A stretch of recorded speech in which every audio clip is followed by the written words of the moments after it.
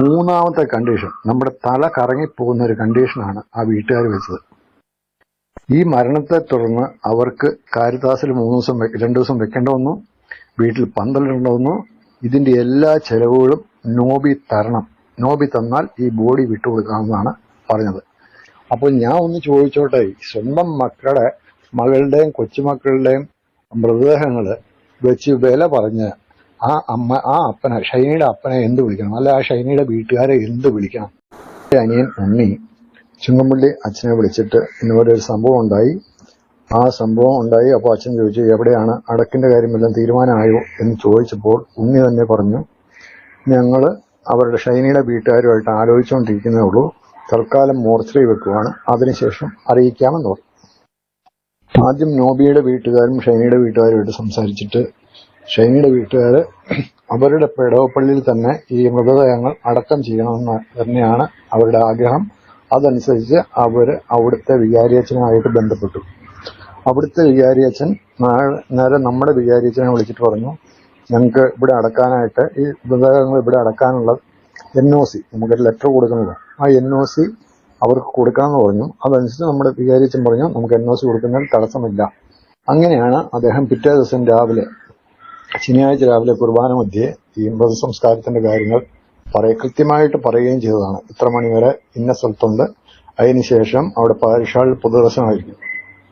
അത്രയും കാര്യം കഴിഞ്ഞ് ഒരു 2 മണിയോടുകൂടി, ഏകദേശം 2 മണിയോടുകൂടി നോബിയുടെ അനിയൻ ഉണ്ണിയും ഉണ്ണിയുടെ ഭാര്യയും നോബിയുടെ മകനായ എഡ്വിനും കൂടി നമ്മുടെ വികാരി അച്ഛനെ കാണാൻ വരുന്നു. എന്നിട്ട് എഡ്വിനെ കൊണ്ട് ഒരാവശ്യം അവിടെ പറയിക്കുന്നു. ഞങ്ങൾക്ക് ഇവിടെ കുടുംബക്കല്ലറുണ്ട്, എൻ്റെ അമ്മയെയും എൻ്റെ പെങ്ങന്മാരെയും ഇവിടെ അടക്കാനാണ് എനിക്ക് ആഗ്രഹം, അതുകൊണ്ട് അതിനുള്ള സൗകര്യം ചെയ്തു തരണമെന്ന്. അപ്പൊ അച്ഛൻ പറഞ്ഞു, ഞാൻ ഓൾറെഡി പള്ളിയിൽ ഇതെല്ലാം വിളിച്ചു പറഞ്ഞു, ഇനിയും പ്രശ്നമില്ല, പക്ഷെ നിങ്ങൾ ചെയ്യേണ്ട കാര്യം, നിങ്ങൾ ബന്ധുക്കൾ തമ്മിൽ ഒരു തീരുമാനമാക്കുക. ബന്ധുക്കൾ തമ്മിൽ തീരുമാനമാക്കിയിട്ട് അവിടുത്തെ അച്ഛനെയും എന്നെയും വിളിച്ചറിയിച്ചാൽ അതിനുള്ള അറേഞ്ച്മെന്റ്സ് ചെയ്യാമെന്നും പറഞ്ഞു. ഇതാണ് അവിടെ നടന്നത്. ഈ ചർച്ച അന്ന് മുഴുവൻ നടന്നു എങ്കിലും ഏകദേശം രാത്രി 10 മണിയോടുകൂടി, ഞാനിപ്പോൾ തിരിച്ചു വന്നുകൊണ്ടിരിക്കുക, ശനിയാഴ്ച 10 മണിയോടുകൂടി തിരിച്ചു വന്നുകൊണ്ടിരിക്കുക, ഈ ചുങ്കത്തിൽ നിന്ന് ഒരാൾ എന്നെ ഫോണിൽ വിളിക്കുകയും, ആളുടെ പേര് പറയുന്നത് ശരിയല്ല, എന്നോട് പറഞ്ഞു, ഇതിൽ KCC ഇടപെടണം, അവരുടെ ബോഡി ഇങ്ങോട്ട് കൊണ്ടുവരാനായിട്ട് KCC ഇടപെടണം എന്ന് പറഞ്ഞു. ഞാൻ പറഞ്ഞു, ഒരു കാരണവശാലും KCC ഇതിനകത്ത് ഇടപെടില്ല, കാരണം ഇതൊരു കുടുംബ പ്രശ്നമാണ്. KCCക്ക് ഇതിൽ ഒന്നും ചെയ്യാൻ പറ്റില്ല, അത് കുടുംബക്കാരെന്ത് തീരുമാനിച്ചോ അതനുസരിച്ചേ ചെയ്യാൻ പറ്റുള്ളൂ എന്ന് പറഞ്ഞു. അപ്പൊ എന്നോട് പറഞ്ഞ ആകെ ഒരു ഒറ്റ കണ്ടീഷനേ ഉള്ളൂ. ആ കണ്ടീഷൻ എന്ന് പറഞ്ഞാൽ നോബിയും നോബിയുടെ മകനും വന്നു വേണം മൃതദേഹം ഏറ്റുവാങ്ങാൻ. ഞാൻ പറഞ്ഞു, ആ ഒരു കണ്ടീഷനേ ഉള്ളെങ്കിൽ ഞാൻ അവരോട് ചോദിച്ചു നോക്കാം. അപ്പം സമയം ഏകദേശം ഒരു 10:30 ആയി. 10:30 ഞാൻ നോബിയെ വിളിക്കുന്നത് ശരിയല്ലല്ലോ, വീണ്ടും ഞാൻ ഈ അനൂപിനെയാണ് വിളിച്ചത്. ഞാൻ അനൂപിനെ വിളിച്ചിട്ട് പറഞ്ഞു, അനൂപ്, അവര് ബോഡി ഇവിടെ അടക്കുന്നതിൽ അവർക്ക് തടസ്സമില്ലെന്നാണ് പറയുന്നത്, പക്ഷെ അവരുടെ കണ്ടീഷൻ നോബിയും നോബിയുടെ മകനും അവിടെ ചെന്ന് ബോഡി ഏറ്റുവാങ്ങണം. നിങ്ങളുടെ അഭിപ്രായം എന്താണെന്ന് നോബിയോടും വീട്ടുകാരോടും ചോദിച്ചിട്ട് പറയാൻ പറഞ്ഞു. അപ്പൊ എന്നോട് പറഞ്ഞു, അയ്യോ ഇത്രയും സമയമായില്ലേ, ഞാൻ ഇതേപ്പറ്റി ചോദിച്ചിട്ട് നാളെ എന്നെ വിളിച്ച് പറയാമെന്ന് പറഞ്ഞു. പിന്നെ ഇവർ വിളിക്കുന്നത്, ഈ ഉണ്ണിയാണ് എന്നെ വിളിക്കുന്നത്. ഉണ്ണി എന്നെ വിളിച്ചിട്ട് പറഞ്ഞു, ബെന്നി സാറേ, ഈ ബോഡി കൊണ്ടുവരാൻ വേണ്ടി അവരുടെ വീട്ടിലേക്ക് വരണമെന്ന് പറഞ്ഞു. ഞാൻ പറഞ്ഞു, അവരുടെ വീട്ടിലേക്ക് ഞാൻ വരില്ല, കാരണം വീട്ടിലേക്ക് വന്നു കഴിഞ്ഞാൽ അത് ശരിയാവുകയില്ല, കാരണം ആരൊക്കെയാ വരുന്നതെന്ന് അവർക്ക് അറിയത്തില്ല. ചുങ്കംകാരെന്ന് പറഞ്ഞു കഴിഞ്ഞാൽ ചിലപ്പോൾ അവർ കൈവച്ചെന്നിരിക്കും, അതുകൊണ്ട് ഞാൻ വീട്ടിലേക്ക് വരില്ല. അപ്പൊ എന്നോട് പറഞ്ഞില്ല, അവിടെ അറേഞ്ച്മെന്റ്സ് ഒക്കെ ഉണ്ട്, പോലീസ് എല്ലാം ഉണ്ടെന്ന് പറഞ്ഞു. ഞാൻ പറഞ്ഞു, ഒരു കുഴപ്പമില്ല, ഞാൻ അവിടെ അർക്കാഡിയ ഹോട്ടലിന്റെ ഫ്രണ്ടിൽ നിന്നോളാം, ആംബുലൻസ് വരുമ്പം ആ കൂടെ ഞാൻ പോകുന്നോളാം. അങ്ങനെ ആംബുലൻസുമായിട്ട് വന്നു. ഞാൻ ചുങ്കം വളവിലിറങ്ങി. അവരുടെ വീട്ടിലേക്ക് പോയില്ല കേട്ടോ, അവരുടെ വീട്ടിലേക്ക് പോയില്ല. അപ്പൊ ഈ സോഷ്യൽ മീഡിയയിൽ കുറെ കാര്യങ്ങൾ പറയുന്നത്, അച്ഛൻ ഇടപെട്ടിരുന്നെങ്കിൽ ഈ പ്രശ്നങ്ങളെല്ലാം തീർക്കാമായിരുന്നു എന്നുള്ളതാണ്. എനിക്ക് നേരിട്ട് അറിവുള്ളതാണ്, ഈ അച്ഛൻ ഈ നോബിയുടെ വീട്ടുകാരോട് പറഞ്ഞിരുന്നു ഈ പ്രശ്നം തീർക്കാൻ. പക്ഷെ അന്ന് അവിടുന്ന് കിട്ടിയ മറുപടി ഒട്ടും തൃപ്തികരമായിരുന്നില്ല. അവർ യാതൊരു സഹകരണവും അതിനകത്തുണ്ടായിരുന്നില്ല. ഞാൻ നേരിട്ട് ഈ നോബിയായിട്ട് സംസാരിച്ച ഈ പ്രശ്നം തീർക്കടാന്ന് പറഞ്ഞാണ്, തീർത്തില്ല. ഷൈനിയായിട്ട് ഞാൻ സംസാരിച്ച, ഷൈനി വിളിച്ചാൽ ഫോൺ എടുക്കില്ല. എന്ന അവസാനം ഞാൻ ഷൈനിക്ക് വാട്സപ്പിൽ ഒരു മെസ്സേജ് ഇട്ടു. ആ മെസ്സേജിന് അവൾ റിപ്ലൈ തന്നു. ആ റിപ്ലൈയിലും അവൾ പറഞ്ഞത്, ബെന്നിസാറെ ഒരു കാരണവശാലും ഞാൻ ഇനി അങ്ങോട്ട് വരികയില്ല, ഞാൻ അതുപോലെ ഇതിൽ അനുഭവിച്ചു, അതുകൊണ്ട് ഇനി മേലിൽ ഈ കേസിന് വേണ്ടിയിട്ട് എന്നെ ബെന്നിസാറ് വിളിക്കരുതെന്ന് പറഞ്ഞു. ഞാൻ പറഞ്ഞു ഷൈനമ്മ ശരി എന്ന് പറഞ്ഞു. അത് നവംബർ 13-നാണെന്നാണ് എൻ്റെ ഒരു ഓർമ്മ. എൻ്റെ ഫോണിലതുണ്ട്, പക്ഷെ ആ മെസ്സേജ് ഡിലീറ്റ് ആയിപ്പോയി. ഓക്കെ, അതെന്തെങ്കിലും ആട്ടെ. പിന്നെ അതിനുശേഷം എന്ന് പറഞ്ഞാൽ എനിക്ക് നമ്മൾക്കിപ്പോൾ ഈ മീഡിയ കമ്മീഷൻ അപ്നാദേശ് TV ഒരു വിശദീകരണം ഇറക്കിയിട്ടുണ്ടല്ലോ.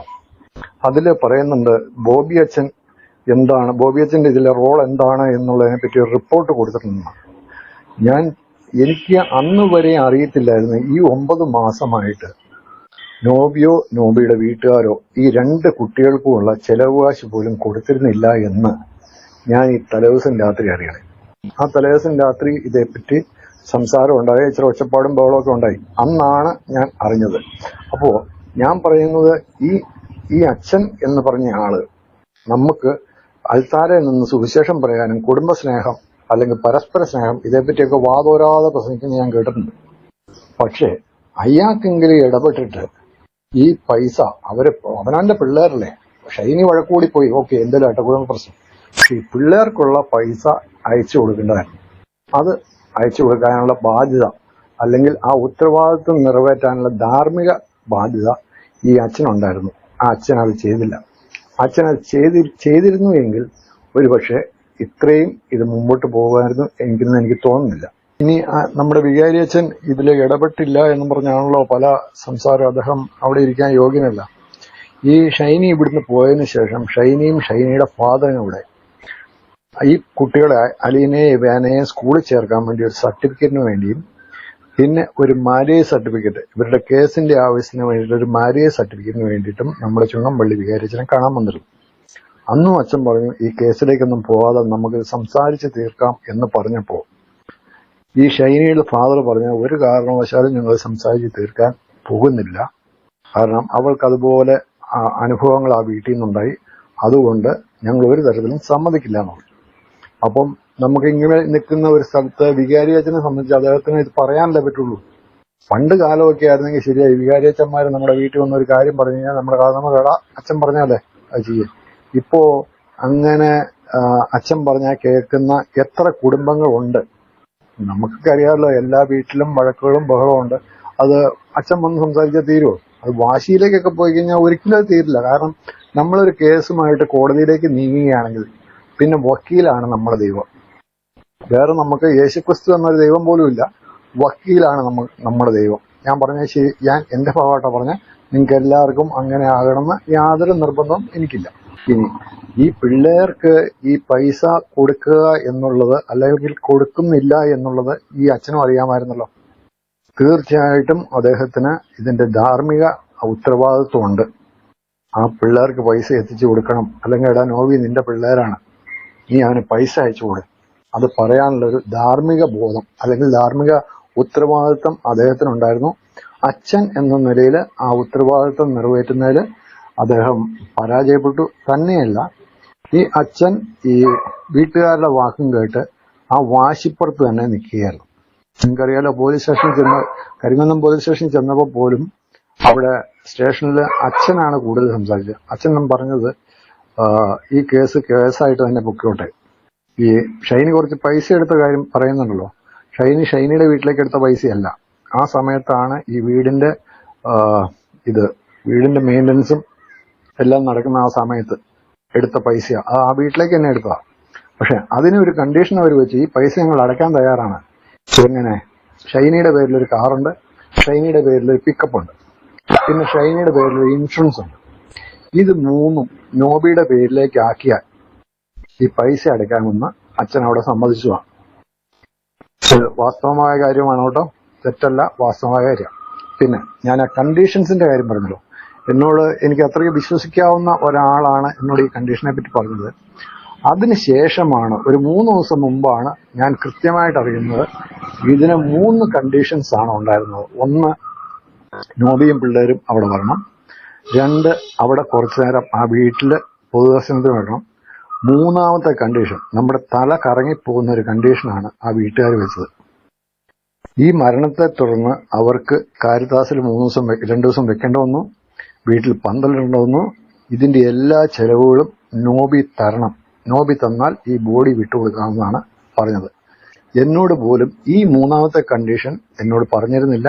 ഞാൻ മിനിയാന്നാണ് അതോ 4ാം നാളാണോ ഞാൻ ഈ വിവരം പറയുന്നത്. വിവരം അറിഞ്ഞ പക്ഷെ ഞാൻ ആരോടും വെളിയിൽ ഞാൻ വിട്ടില്ല. ഇപ്പൊ അപ്നാദേശ് ടിവിയിൽ തന്നെ ഇത് പറയുന്നുമുണ്ട്. അപ്പോൾ ഞാൻ ഒന്ന് ചോദിച്ചോട്ടെ, സ്വന്തം മകളുടെയും കൊച്ചുമക്കളുടെയും മൃതദേഹങ്ങള് വെച്ച് വില പറഞ്ഞ് ഷൈനിയുടെ അപ്പനെ എന്ത് വിളിക്കണം, അല്ല ആ ഷൈനിയുടെ വീട്ടുകാരെ എന്ത് വിളിക്കണം? അതുകൊണ്ട് നമ്മൾ ചിന്തിക്കണം. അതൊന്ന്. 2, ആ കണ്ടീഷൻ സമ്മതിച്ച് ആ കാശും കൊടുത്ത് ഈ ബോഡി ഇവർക്ക് ഇങ്ങോട്ട് കൊണ്ടുവരേണ്ട എന്തെങ്കിലും ഒരു ആവശ്യം ഉണ്ടായിരുന്നോ? ഒരാവശ്യം ഉണ്ടായിരുന്നില്ല. അവരുടനെ വാശി പിടിച്ചു, ശരി എന്നാ കാശ് കൊടുത്തിട്ട് തന്നെ നമ്മുടെ ഭാഗം വിജയിക്കണം. ഇതാണ് അവർക്ക് പറ്റിയ ഏറ്റവും വലിയ തെറ്റതാണ്. അവർക്ക് ശരിയാണ്, അവിടെ ഒരു സംഭവം ദുരന്തം ഉണ്ടായി, നമ്മുടെ ആരുടെ ഭാഗത്ത് തെറ്റ് എന്നുള്ള കാര്യം നമുക്കറിയത്തില്ല. തെറ്റുണ്ടായി, 2 പേരുടെ ഭാഗത്ത് തെറ്റുണ്ടായി. എങ്കില് അവരെ ചെയ്യേണ്ടിരുന്നത്, എന്റെ അഭിപ്രായത്തിൽ ചെയ്യേണ്ടിരുന്നത്, അവരെ പോലീസ് സ്റ്റേഷനിൽ പോയി പറയുക, ഇന്നപോലെ ഞങ്ങൾക്ക് ബോഡി കാണണം എന്ന് പറഞ്ഞാൽ പോലീസുകാർ അത് അറേഞ്ച് ചെയ്ത് കൊടുത്തേനെ, അത് അവിടെ തന്നെ അടക്കം ചെയ്ത് ഇത്രയും ഈ വിവാദങ്ങളിലേക്ക് വരില്ലായിരുന്നു. അപ്പൊ ഞാൻ പറയാൻ ഉദ്ദേശിച്ചത്, ദയവേത് നിങ്ങൾ ഈ വാട്സപ്പില് ചേന്നാക്കുഴി അച്ഛനെ പറ്റി അച്ഛൻ അങ്ങനെ ചെയ്തില്ല ഇങ്ങനെ ചെയ്തില്ല എന്നൊക്കെ പറയുന്നുണ്ട്. അതെല്ലാം തെറ്റാണ്. ഈ കാര്യം എനിക്കറിയാവുള്ളൂ കേട്ടോ. ബാക്കി എന്നൊക്കെ വാട്സപ്പിൽ വരുന്നുണ്ട് എന്നുള്ള കാര്യം എനിക്കറിയില്ല. ഈ കാര്യത്തിൽ നമ്മുടെ അച്ഛന്റെ ചുമതലകൾ കൃത്യമായി ചെയ്തിട്ടുണ്ട് കേട്ടോ.